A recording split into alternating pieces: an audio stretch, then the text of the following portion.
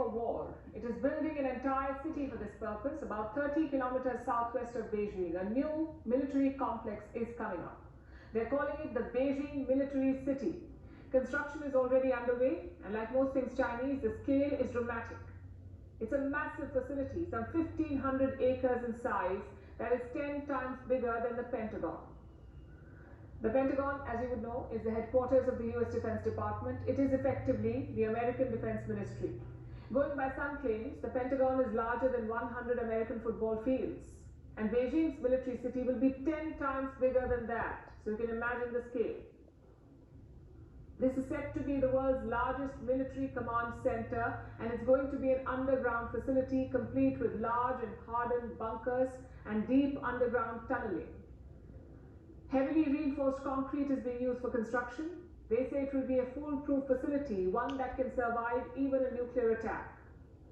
China is making sure of that, of surviving nuclear attacks and strikes from powerful American weapons like the famous bunker buster munitions.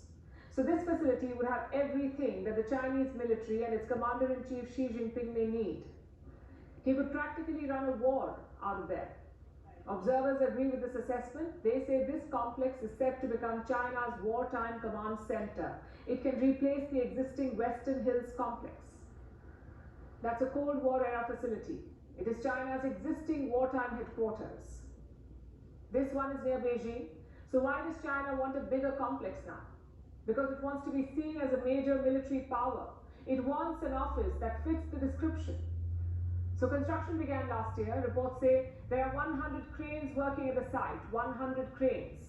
There are warning signs around it. Photographs are not allowed here, nor can you fly drones near the site. Access to the area has been completely blocked. Checkpoints have been installed to restrict the movement of people. This is an area through which people used to go hiking, but now those routes have been shut. China has been actively trying to hide this project, but now it's all over the headlines, which should not be surprising. Because when you're building a facility that is 10 times bigger than the Pentagon, someone will eventually find out. This project, its size, scale and scope, reflects China's military ambitions. Beijing wants to challenge America's military might. China already has the world's biggest military, with the highest number of active military personnel. The PLA has 2 million active troops. It also commands the world's largest naval fleet. China is closing the gap in the air as well, with new 6th-generation fighter jets. It is also expanding its nuclear arsenal. Beijing is building more nukes. The US sees this as a growing threat. It predicts that China will have 1,500 warheads by 2035, which is the same number as the United States.